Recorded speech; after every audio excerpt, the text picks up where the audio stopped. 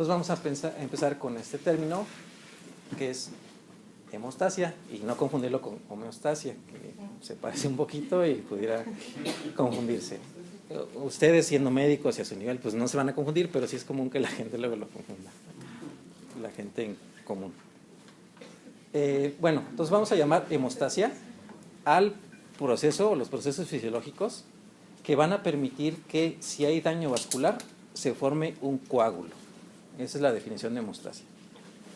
Que todos los mecanismos de toda la sangre estén interactuando de una manera correcta y que me permitan que ante una lesión endotelial pueda formarse un coágulo. Eso es la homeostasia. Entonces, una alteración de la homeostasia es o que no pueda formar ese coágulo o que forme esos coágulos muy fácilmente. Esas serían las dos desviaciones de este proceso normal. Es decir, estados de hipercoagulabilidad y estados anticoagulativos. Entonces, básicamente, esta hemostasia se puede desviar en esos dos sentidos. O podemos tener un estado donde los factores procoagulantes van a predominar sobre los factores anticoagulantes y esto me va a formar un estado de hipercoagulación. Entonces vamos a formar coágulos. Y por el contrario, si lo que van a predominar, van a tener más peso, van a ser los factores anticoagulantes sobre aquellos procoagulantes, vamos a tener un estado donde no vamos a tener coagulación. Entonces, la hemostasia básicamente depende del estado o de la relación que hay entre factores anticoagulantes y factores procoagulantes. Entonces, dentro de la fisiología normal del endotelio, que es el principal órgano que está asociado con la coagulación, siempre en todo momento va a tener factores que van a ser procoagulantes y que van a ser anticoagulantes, pero van a estar en un equilibrio. Y ya dependiendo si hay lesión tisular o si hay algunas otras características, pues uno de ellos va a predominar sobre los otros y vamos a tener o coagulación o no coagulación. Entonces, básicamente cuando tenemos daño endotelial vamos a tener tres fenómenos, que van a ser tres fenómenos que van a ir en secuencia tratando de evitar el escape de sangre hacia el espacio extracelular. Entonces, una vez que tenemos daño endotelial, o daño vascular, mejor dicho, como está ejemplificado aquí, lo primero que va a ocurrir va a ser una vasoconstricción refleja para que disminuya el calibre de ese vaso y así tratar de cerrar los hiatos endoteliales y tratar de disminuir el flujo sanguíneo a esa región. Entonces, de esta manera trata el organismo de contener la hemorragia.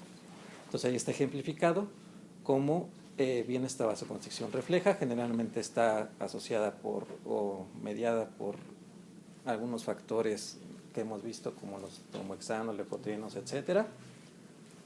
También por especies reactivas de oxígeno y por otros mediadores de la inflamación. Las bradicininas, todo eso también ayuda a la vasoconstricción. Entonces es el principal mecanismo. No el principal, perdón, el primer mecanismo. El segundo que se va a echar a andar es algo que vamos a llamar formación de tapón primario o hemostasia primaria, que básicamente consiste en formación de un coágulo o trombo hemático. Entonces, la primera fase o hemostasia primaria consiste en la serie de eventos que van a llevarme a la formación de un tapón hemático. Es decir, ese defecto que teníamos va a intentar rápidamente ocuparse por elementos que están circulando en la sangre, que básicamente van a ser eritrocitos y plaquetas. Entonces, las plaquetas ahí están ejemplificadas de un color verde y vemos cómo al estarse exponiendo la matriz extracelular, el factor de von Willebrand y todos los mediadores que se están produciendo ahí van a empezar a adherirse unas a otras de una manera instantánea. Entonces van a formar un tapón hemostático. Esa es su finalidad. Pero el problema es que ese tapón hemostático no está bien organizado y no es estable. Entonces, fácilmente ante cualquier otro traumatismo, ante cualquier cambio del flujo vascular, etcétera, puede desprenderse. Entonces, tiene que venir otra etapa que se va a llamar hemostasia secundaria. La hemostasia secundaria va a consistir entonces en que a partir de un tapón hemático formemos un tapón estable que se va a llamar tapón de fibrina. Entonces, la finalidad de la hemostasia secundaria es formar un tapón de fibrina. Ese tapón de fibrina lo que va a hacer es que se va a activar la fibrina y se va a empezar a depositar en esas plaquetas y va a formar puentes entre plaqueta y entre plaqueta y el sitio de la lesión, y entonces va a estabilizar todo eso y va a darle una fuerza importante y que va a impedir que entonces se pueda desprender, y entonces al desprenderse va la hemorragia, etc. Entonces trata de estabilizar ese coágulo para que ya no permita que se desprenda y ya no se escape la sangre, ¿no? Y bueno, y esa es donde más o menos concluiría la hemostasia, y después viene una fase que vamos a llamar de remodelación de ese coágulo. Entonces, ya que está bien formado ese coágulo, pues no es ideal que se quede ahí, porque si se quedara ahí, está ocupando un espacio que no debería estar ocupando en el espacio intravascular, entonces alteraría el flujo de la sangre en esa región, y eso es perjudicial. Entonces, lo que tiene que hacer es que debe de haber reparación del tejido que se dañó, y una vez que ya está reparándose, tenemos que lograr que ahora ese tapón que se formó se quite. Entonces, la remodelación son la serie de eventos que van a provocar que ese tapón de fibrina se deshaga. Y lo tiene que hacer ya que hay reparación del tejido. Si no hubiera reparación adecuada y ese tapón se quedara ahí, nos va a provocar alteraciones hemodinámicas, nos va a provocar alteraciones del flujo, y eso es más o menos la fisiopatología que pasa en la aterosclerosis. Hay daño endotelial, hay formación de trombos, hay formación de trombos de fibrina, incluso se les deposita ahí lípidos, y entonces no se puede remodelar ese tapón, y entonces va a estar ahí formando un efecto de masa y nos va a provocar un montón de alteraciones. Eso lo van a ver cuando vean trastornos vasculares. Entonces, estas son las series de eventos que los acabamos de repetir, no los vamos a volver a mencionar, nada más en el orden que van. Vasoconstricción arterial refleja, luego viene la hemostasia primaria, que básicamente es formar el tapón hemático, después viene la secundaria, que es estabilizar ese tapón poniéndole fibrina, entonces vamos a llamar que es un coágulo de fibrina, y después se va a estabilizar y se va a remodelar. Entonces, como pueden ver, para que haya una buena coagulación, para que haya una buena hemostasia, tenemos que tener íntegros estos tres componentes. La pared vascular o el endotelio tiene que funcionar bien, las plaquetas tienen que funcionar bien, y todos los factores que van a intervenir tanto en la coagulación y en la estabilización de ese coágulo primario y después su remodelación o fibrinólisis tienen que funcionar adecuadamente. Entonces, de aquí se entendería que cualquier patología en cualquiera de estos tres componentes pues nos va a provocar disfunción.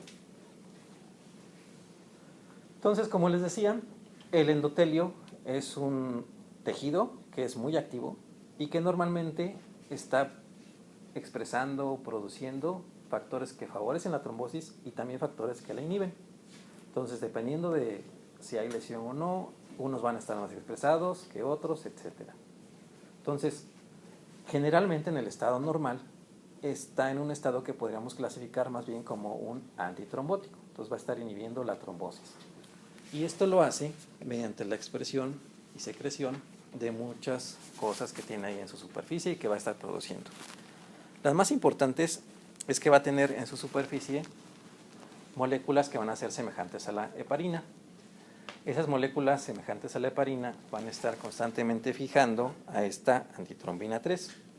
Y cuando forman ese conjunto, vamos a estar inhibiendo la trombina y vamos a estar inhibiendo los factores 10 y 9A. La trombina es un factor muy importante que va a ser el que va a determinar el depósito o la activación de la fibrina en los coágulos. Entonces, es el principal como que blanco que tiene que estar siendo inhibido para inhibir la coagulación.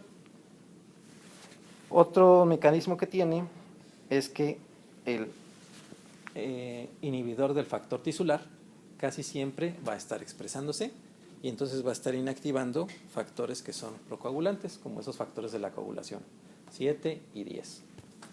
También puede estar secretando ciertas prostaglandinas, óxido nítrico que este va a inhibir la agregación plaquetaria. Y esos serían sus principales factores que van a estar todo el tiempo creando un factor antitrombótico.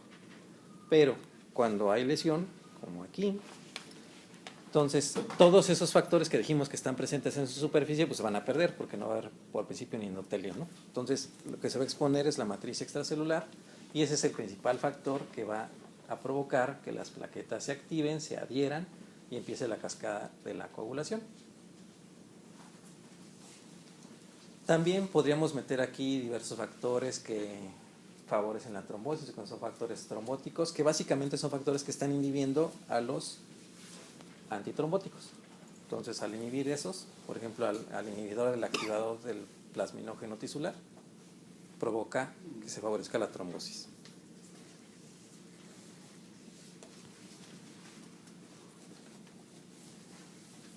Bien, entonces aquí las propiedades antitrombóticas las podemos resumir así en estos grupos.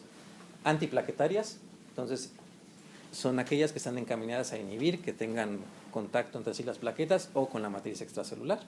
Entonces impiden que se adhieran entre sí.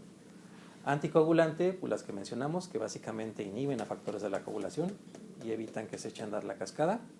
Y las fibrinolíticas, que van a estar sintetizando el factor tisular, que va a estar degradando fibrina. Y las propiedades protrombóticas, pues ya las mencionamos. Entonces, básicamente, va a ser la producción o liberación del factor de von Willebrand, que se va a unir plaquetas entre sí. El factor tisular, que va a estar activando la cascada de la coagulación. Y inhibidores del activador del plasminógeno. Entonces, una de las células más importantes en la cascada de la coagulación, pues es en la trombosis, en la formación del trombo, es la plaqueta.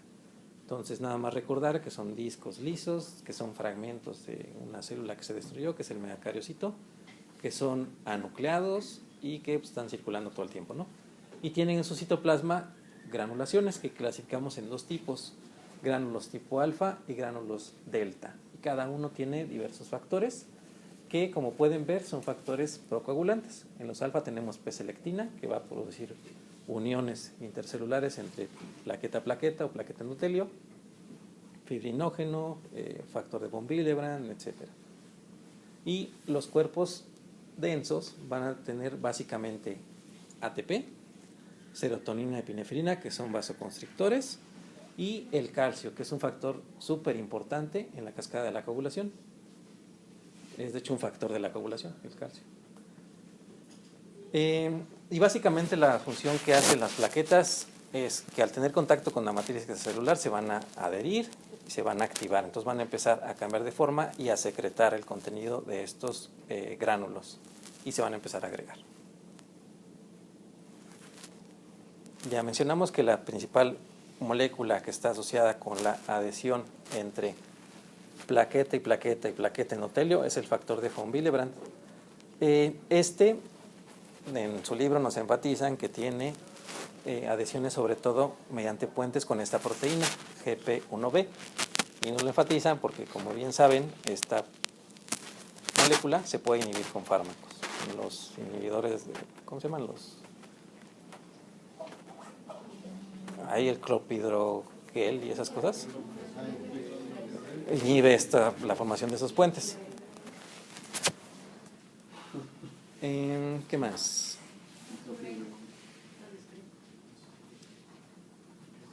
Bueno, y también esa glicoproteína 2B3A también es importante para mediar la agregación plaquetaria. Igual se inhibe con esos inhibidores selectivos. La aspirina también ayuda a inhibir la agregación plaquetaria, inhibiéndose la síntesis de trombohexano A2, y ese es uno de los principales factores de agregación plaquetaria. Entonces no se produce, entonces disminuye la agregación plaquetaria y por eso es su uso a dosis bajas como un antitrombótico. Ya dijimos que el fibrinógeno es una proteína que se la va a pasar adhiriendo todo lo que se encuentra y es en especial las plaquetas. Bueno, eso es como estaban muy al principio. Creo que van mejorando. Igual. No, son bolitas rosas y azulitas, ¿no? Bien, entonces vamos a repasar rápidamente la cascada de la coagulación, que pues es el otro evento, la coagulación, la que tiene que estar íntegra para que tengamos una adecuada formación de un trombo. Entonces, ¿qué es la cascada de la coagulación? Es un conjunto de reacciones que se van a caracterizar por la activación de un componente inactivo que vamos a llamar por enzima, a otro que se va a activar y va a tener una función de enzima y que a su vez va a ir a activar otra proenzima, etcétera. Y que se va a caracterizar porque vamos a activar a la trombina y esto va a producir la formación de un coágulo de fibrina. Entonces, la finalidad de la cascada de la coagulación es activar la trombina. ¿Y qué efecto va a tener la trombina? Empezar a provocar la agregación de la fibrina. Y eso va a estabilizar el coágulo hemático. Entonces, la trombina básicamente lo que va a hacer es convertir o desdoblar fibrinógeno en fibrina, y esa es la que va a empezar a formar puentes entre plaqueta, plaqueta endotelio, y va formando una red y va a estabilizar nuestro coágulo hemático. Entonces, si bien recuerdan, cada reacción dentro de la cascada va a requerir de la enzima activa. Esta va a ir a adherirse a un sustrato que va a ser el factor de la coagulación inactivo o proenzima, y va a necesitar un cofactor que va a catalizar esa acción. El cofactor más importante va a ser el calcio. Incluso se le considera uno de los factores de la coagulación. Entonces, aquí está la cascada de la coagulación con sus dos vías descritas. Entonces, una que describimos como vía intrínseca y una que describimos como vía extrínseca. Entonces, lo que cambia es la primera parte que se va a activar y algunos de los factores que intervienen al inicio, pero todos van a convergir en la activación del factor 10. Ahí noten también como el calcio participa en muchas de las reacciones como cofactor y se le considera un factor de la cascada de la coagulación. Y de aquí lo que podemos repasar es que, o puntualizar, es que la vía intrínseca va a empezar con la activación del factor 12 y de ahí nos vamos hacia abajo en orden, ¿no? Hasta llegar a la trombina. Y en la vía extrínseca, básicamente, se va a activar por daño tisular y por contacto de todos estos factores o la propia plaqueta con la matriz extracelular o con superficies que están electrocargadas. Aparte del endotelio dañado, la matriz extracelular, perdón, el otro factor más importante que sirve como procoagulante que activa esta vía extrínseca es el vidrio, por la carga que tiene. Entonces es por eso que ustedes cuando ponen la sangre en un vidrio, o sea en un contenedor de vidrio, se coagula casi de inmediato. De hecho así hacen las pruebas de cruce de sangre, por eso hacen en vidrio, porque es uno de los potentes activadores de esta cascada. Entonces pues hay que repasar más o menos cómo va la vía, pero bueno, lo importante pues es que va a ser la activación del factor protrombina en trombina, y es la que va a empezar a descindir el fibrinógeno en fibrina y va a empezar a formar los puentes entre las plaquetas. Entonces, pueden evaluar cómo está de íntegra esta cascada de la coagulación. Pruebas de coagulación que les mando, tiempos de coagulación, así llamados. Entonces, mediante estos tiempos podemos ver o inferir si nuestra coagulación es normal o anormal. Y si es anormal, podemos inferir qué parte de la coagulación es la que no está funcionando bien. Entonces, el TT, el tiempo de trombina, básicamente lo que me va a evaluar es la formación propiamente del coágulo de fibrina. Entonces, básicamente lo que me está diciendo es que la trombina sí se está activando. Entonces, va a evaluar más que nada fibrinógeno, fibrina y la propia trombina. Entonces, por eso se llama así, tiempo de trombina. Entonces me va a evaluar ambas vías. Lo que me está evaluando básicamente es la vía común. Me está diciendo que sí se está activando y está formando el coágulo. Pero pues aquí no sabríamos bien si en realidad alguna de las dos sirve o no. Nos está diciendo que sí coagula, pero por las condiciones en las que estamos midiendo esto, ¿no? Pero en realidad no sabemos si sí está íntegra una o las dos vías más bien. Entonces, para eso ocupamos los otros dos. Entonces, el tiempo parcial de tromboplastina activada, el TTP, básicamente lo que me evalúa es la vía intrínseca. Entonces, si este está alterado, lo que me indica es que los factores que pueden estar alterados son los que están más expresados en esta vía. Entonces, son del 12 hacia abajo. Entonces, se evalúa el 2, la propia trombina, se evalúa el 5 y del 8 al 12. Y el contrario, el tiempo de protrombina básicamente me evalúa la vía extrínseca. Y entonces me está evaluando factor 7, que es donde vimos que eran los primeros que aparecían en la vía extrínseca. Me evalúa también factor 10, 5, 2 y 1. Lo más fácil es recordar la primera parte. Este más bien inhibe el 2, este más bien me evalúa el 7, perdón, y los otros del 8 al 12. Y pues aquí están los factores de la regulación, del 1 al 12, bueno, ahí hay 13, con su epónimo o con sus otros nombres, porque a veces nos vamos a encontrar así.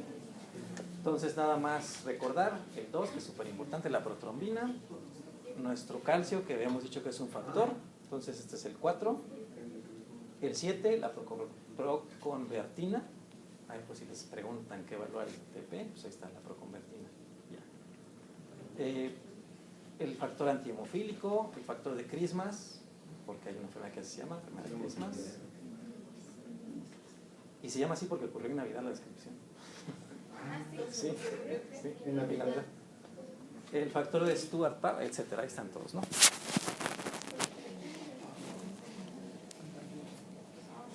Entonces ya vimos que la estrella es la trombina, factor 2, el cual tiene desdobla fibrinógeno en fibrina y eso hace que se agreguen las plaquetas entre sí. También tiene otros efectos como activador de las plaquetas, que se granulen. Tiene efectos proinflamatorios, participa en la angiogénesis y puede llegar a tener efecto anticoagulante.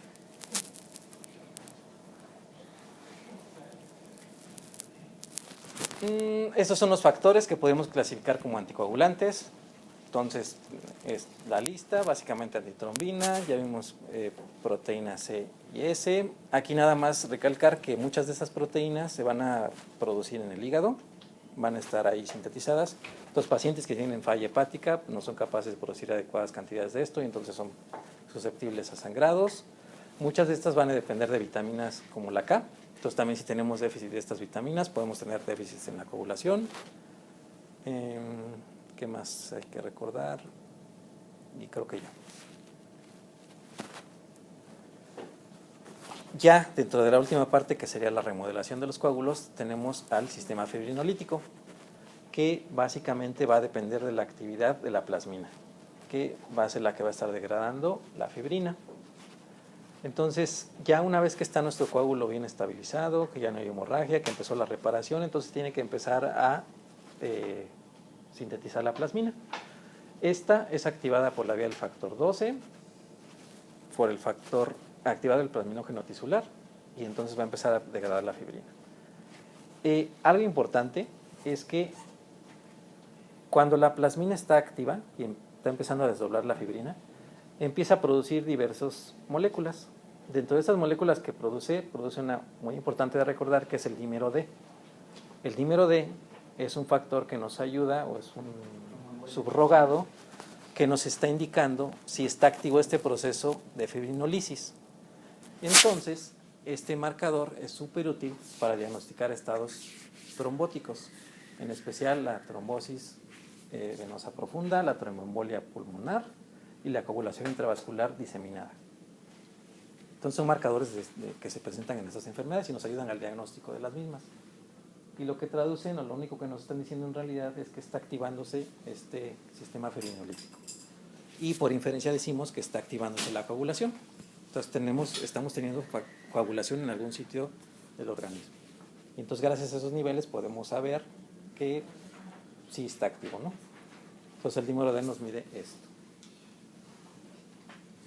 Ese es un esquema nada más que nos ejemplifica eso, que generalmente la plasmina está acoplada con alfa-2 antiplasmina cuando es activada por la trombina, por el factor activado el plasminógeno tisular, se desprende de esta y empieza a hacer su función. Entonces va directamente al coágulo y empieza a degradar a la fibrina. Produce capas de fibrina más delgadas que ya son solubles, ya se pueden empezar a depurar y produce elementos que son derivados de la fragmentación de esta, como el dímero D. Y ese, como ya mencionamos, lo podemos medir y nos va a indicar que está activo este proceso. Bien, entonces como ya hemos comentado y como ya pueden inferir, pues la disfunción de estos sistemas se va a caracterizar porque tenemos enfermedades o hemorrágicas cuando no hay coagulación, o tenemos enfermedades trombóticas cuando esto está exagerado. Dentro de las enfermedades hemorrágicas, pues ya lo mencionamos hace un ratito, entonces aquí se clasifican las hemorragias y no vamos a repetir mucho lo que ya mencionamos, nada más vamos a dar ejemplos puntuales de enfermedades que se van a caracterizar también por hemorragia, por otra cosa que no sea la fragilidad de los vasos o la integridad de los mismos. Entonces, el origen ya lo acabamos de mencionar, puede ser porque la integridad del vaso no está intacta, como los traumatismos. Defectos de la hemostasia primaria, aquí sí, serían los defectos plaquetarios. La principal enfermedad que nos explicaría esta vía sería la enfermedad de von Willebrand. Los defectos de la hemostasia secundaria serían aquellos defectos que se caracterizan porque tenemos pocos factores de la coagulación, que serían las llamadas coagulopatías. Entonces, la enfermedad de von Willebrand es una alteración hemorrágica que se caracteriza porque va a haber muchos sangrados y a eso se le llama diátesis, ¿no? Y se debe a que hay anomalías tanto cuantitativas o cualitativas del factor de von Willebrand, o sea, puede ser que es porque no existe o porque que existe no sirve. Es la coagulopatía hereditaria más frecuente y tiene generalmente es de herencia autosómica dominante, pero también tiene patrón de autosómico recesivo. Todo va a depender de cuál es la alteración en específico. Es una glicoproteína de alto peso molecular, que ya hemos estado mencionando, que va a estar sintetizada en células endoteliales, en los megacariocitos, y a su vez los megacariocitos dan origen a las plaquetas y las llevan en sus gránulos, ¿no? Va a participar en la formación del coágulo hemático, la hemostasia primaria, por interactuar con la plaqueta y formar puentes entre ellas, y puentes entre plaqueta y endotelio. Puede estar también circulando en el plasma formando complejos con el factor 8. Otras enfermedades o grupos de enfermedades que se van a caracterizar por déficit en la hemostasia primaria van a ser las llamadas hemofilias. Entonces, estas se van a caracterizar básicamente porque vamos a tener deficiencias en factores de la coagulación. Entonces, como ejemplos, pues tenemos ahí la hemofilia A, que es déficit del factor 8, tenemos a la enfermedad de Christmas, la hemofilia B, que es déficit del factor 9, y la hemofilia C, déficit del factor 11. Todas son raras, tienen herencias o ligadas al X o autosómico recesivas, también hay formas dominantes, etc. Ahí es la foto de las reinas porque, como bien saben, se supone que cuando fueron primeramente descritas fue en la realeza porque pues, tenía mucha consanguinidad, entonces aumentaba la probabilidad de que tuvieras todas esas cosas y pues se caracterizaba por lo que ya hemos estado viendo, que tienen fenómenos de sangrado en diferentes zonas del organismo ante estímulos que no deberían estar normalmente produciéndome sangrado. Entonces, por el mero hecho de caminar, tienes microtraumatismos en las rodillas, pero pues lo normal es que no pase nada, se repare rápido o se formen tapones rápido y pues nunca te das cuenta, ¿no? Pero en ellos sí, pues puedes tener sangrado porque no hay coagulación y pues vamos a tener hemartrosis, que es así característico. Podemos tener traumatismos mínimos que en cualquiera de nosotros no debería pasar nada, pero en ellos pues, les salen estornudas y les tienen sangrado nasal, etc. Y generalmente su esperanza de vida es disminuida porque ante cualquier traumatismo mínimo, como hemos estado mencionando, pueden tener una hemorragia en sitios críticos. Por ejemplo, pueden estar en el baño haciendo un valsalva y les va a dar un EBC y pues ahí se quedaron. Bien, esos son los ejemplos de cuando tenemos estados anticoagulativos que van a favorecer que tenga hemorragia y pues mueras por esto, ¿no? Y ahora vamos a ver la otra parte que es más compleja, que son los estados procoagulantes. Entonces vamos a llamar a estos fenómenos generalmente eventos trombóticos y o tromboembólicos, que eso lo vamos a ver yo creo que en la siguiente clase. Bien, entonces la trombosis pues no es más que un estado hipercoagulante en que vamos a tener una facilidad para formar trombos. El trombo va a ser el coágulo secundario, es decir, va a ser un coágulo de fibrina.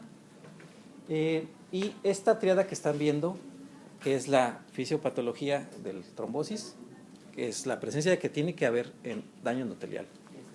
Tenemos que tener anomalías del flujo sanguíneo, en especial éstasis, pero también puede ser turbulencia y un estado de hipercoagulabilidad, es que tengamos estos factores endoteliales que estén favoreciendo el estado procoagulante más que el anticoagulante, y todos ellos nos van a favorecer la trombosis. Y para que se presente la trombosis tienen que existir esos tres. No puede formarse un trombo si no hay las tres cosas. Una nos puede llevar a la otra. Si tenemos daño endotelial vamos a tener hipercoagulabilidad, vamos a poner la matriz celular, vamos a tener factores procoagulantes, etc. Si tenemos daño endotelial, seguro se va a alterar el flujo de la sangre. Se va a empezar primero por la vasoconstricción, a haber menos flujo, pues después se va a estancar la sangre, podemos tener turbulencia, etc. Esta triada se llama triada de Virchow. Entonces la triada de la trombosis es la triada de Virchow. Entonces es daño endotelial, hipercoagulabilidad y anomalías del flujo sanguíneo. Eso hay que aprendérselo. Bien, entonces vamos a ver los componentes.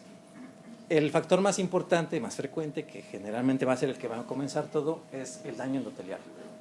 Entonces el factor más importante, sobre todo porque va a ser el que va a estar más presente en los grandes vasos y en el corazón. Se va a deber más que nada a que vamos a tener alteraciones en su integridad y esto va a provocar que se exponga la matriz extracelular que está por abajo de este mismo y eso va a formarme los coágulos.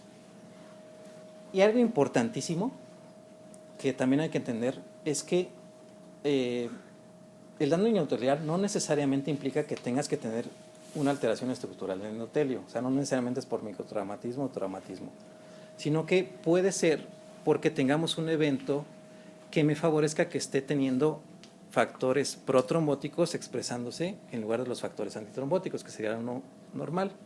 ¿Y qué enfermedad nos produce eso? ¿Cuál nos produce eso? La activación o disfunción del endotelio, que no es por daño del endotelio, sino por tener esa enfermedad hace que se altere este equilibrio y que tengamos factores procoagulantes y que me estén favoreciendo que haya trombosis. Antes de la aterosclerosis, dislipidemia o síndrome metabólico. Entonces son las dos principales enfermedades que, bueno, están de la mano, pues. Síndrome metabólico. Lo que me va a hacer es que me va a inducir un estado en que todo mi endotelio de diferentes zonas del organismo va a estar siempre activándose, va a estar expresando moléculas procoagulantes cuando no las debería estar expresando. Es decir, no necesariamente tenemos que tener una lesión endotelial para tener disfunción de este.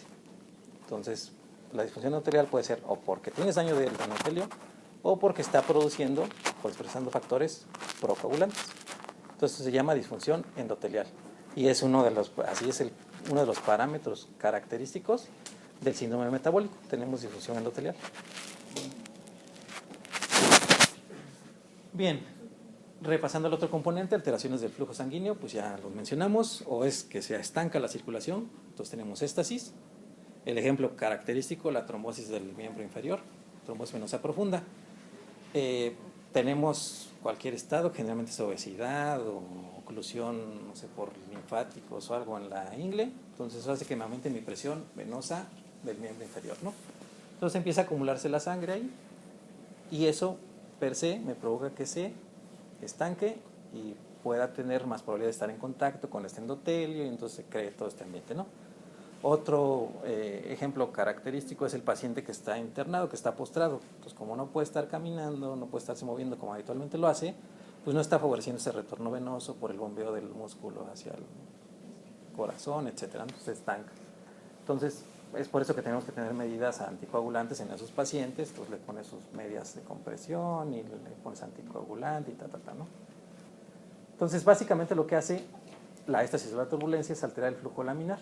Como habíamos dicho, los elementos formes van al centro y lo demás va en la periferia. Entonces, si lo alteramos, aumentamos la probabilidad de que los elementos formes, entre ellos las plaquetas, se vayan a la parte externa de la circulación y entonces tengan más probabilidad de estar en contacto con el endotelio. Si además este endotelio no está íntegro o está activado, pues se van a empezar a agregar solitas ahí. También esta alteración del flujo va a impedir que los factores de la coagulación estén diluidos en toda esa sangre y se estén acumulando ahí. Y entonces van a ganarle a los procoagulantes, a los anticoagulantes, perdón, y van a favorecer la coagulación. Entonces, las causas más comunes de alteraciones del flujo son las placas de ateroma, que están ahí a la izquierda, son todas las plaquitas que ven de un color más amarillo elevadas. Hay algunas complicadas señaladas con la flecha azul. Lo normal es como lo que se ve como cafecito pardo y lo anormal es lo que se ve como amarillo más pálido. Entonces, vean cómo también tienen como forma de estrías, se ven muy bien acá abajo. Esas son las estrías de grasa de las placas de ateroma. Entonces, estos sirven como, son prominencias que lo que hacen es que el flujo laminar choca ahí y entonces me empieza a crear las turbulencias. Es algo así como si fuera un río y entonces le metes muchas piedras en el fondo y pues eso me provoca la turbulencia y me provoca los rápidos y todo eso, ¿no? Entonces lo mismo que pasa ahí. Lo otro que puede condicionar esto son los aneurismas. Es un aneurisma de la aorta abdominal, donde tenemos una saculación que es un saco que no tiene función, es decir, no es contráctil ni nada. Entonces, mucha de la sangre, en lugar de estar pasando así, se empieza a acumular aquí, y entonces empieza a estancar y empieza a formar los trombos. Y otra, vean aquí la valva cardíaca, como tiene una especie como de vegetaciones ahí en la superficie. Entonces, todo esto también crea turbulencias y entonces se acumula ahí. Entonces, estas son las principales causas: placas de ateroma, aneurismas, excrescencias en las válvulas, etc. Y nuestro tercer componente de la triada de Virchow es la hipercoagulabilidad. Entonces, pues aquí están algunos ejemplos de enfermedades que ya sean primarias o secundarias que van a formar o crear estados de hipercoagulabilidad. Entonces, estados primarios son porque hay alteraciones en esos factores procoagulantes que están de más o se activan por cualquier cosa, entonces me dan este estado. O tengo exceso de los factores procoagulantes. Entonces tenemos factores de la coagulación como el 5 mutado, protrombina mutada, que tengamos carencia de anticoagulantes como antitromina 3, etc. Y los secundarios son la edad avanzada, traumatismos, neoplasias, tabaquismo, obesidad, anticonceptivos, embarazo, etcétera, etcétera, etcétera. Que básicamente lo que hacen esos secundarios es activar el endotelio. Hacen que produzcan factores procoagulantes. En especial el tabaquismo, por eso es que se asocia también con mucha enfermedad cardiovascular. Las neoplasias producen factores que son procoagulantes. Ejemplo, cáncer de páncreas, cáncer de pulmón, producen factores que favorecen la coagulación. Y hay estas síndromes clínicos, ¿no? Síndrome de Trousseau, que trombosis en miembros pélvicos por cáncer de páncreas, etc. ¿Alguien le va al Cruz Azul? ¿No? Bien, entonces, para terminar, vamos a ver la morfología de los trombos, es decir, cuáles son los cambios anatómicos, macroscópicos o microscópicos que vamos a observar en los trombos y cómo pueden ayudar estos a saber la probable etiología o lo que está causando esos trombos. Y si son trombos, que también es importante, verdaderos. Bien, entonces los trombos los podemos dividir primero en dos grandes grupos dependiendo de dónde se formaron. Entonces lo llamamos trombos arteriales o cardíacos, aquellos que se van a iniciar en la circulación de tipo arterial. Entonces, generalmente van a iniciarse en un punto de lesión endotelial y de ahí van a empezar a crecer de manera retrógrada respecto al corazón. Van a estar más alejados del mismo, para que se entienda. Van a crecer como va la circulación, de proximal hacia distal. Los trombos venosos por el contrario, se van a ver más frecuentemente en sitios de éstasis y generalmente van a ser más comunes en la circulación venosa, como su nombre lo dice. Estos generalmente van a crecer anterogradamente respecto al corazón, es decir, se van a acercar hacia el corazón. Entonces van a venir de distal hacia proximal. Entonces es una gran diferencia. Los arteriales van a ir del corazón hacia lo distal, los venosos van a ir de lo distal hacia el corazón. Creo que es más fácil de entender. O siguen la circulación, pues ya, más fácil todavía. Pues sí, siguen la circulación. 2. El color. Los trombos arteriales generalmente van a ser de diversos colores.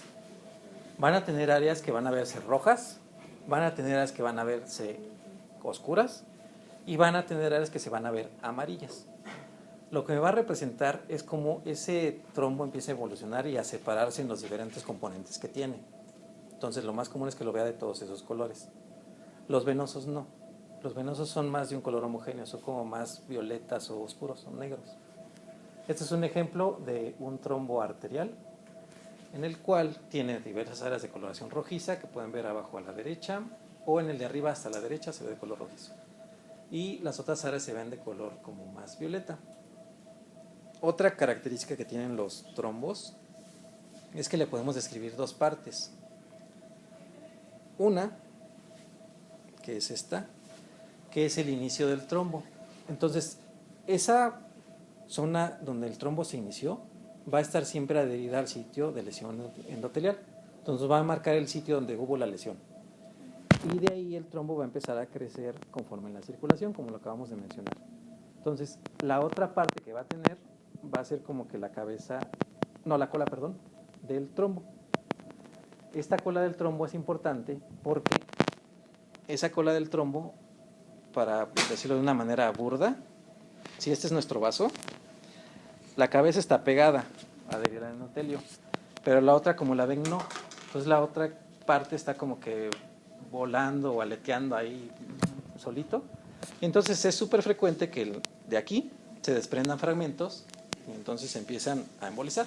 Entonces siguen a la circulación y van y se encajan en algún sitio y van a formar infartos, que eso lo vamos a ver en la siguiente clase. Entonces le vamos a describir una cabeza, sitio donde está fijado, y una cola, que va a ser la que se va a estar desprendiendo. Otro ejemplo, esta es una aorta y vean el color que tiene. Tiene colores amarillos, colores rojos, colores violetas, y cómo va siguiendo la circulación, incluso se va hacia las dos ilíacas, ¿no? Incluso se bifurca más. Entonces, ¿dónde está la cabeza? Pues a la izquierda, ¿no? Ahí está el sitio donde se inició y se fue desarrollando hacia distal, ¿no?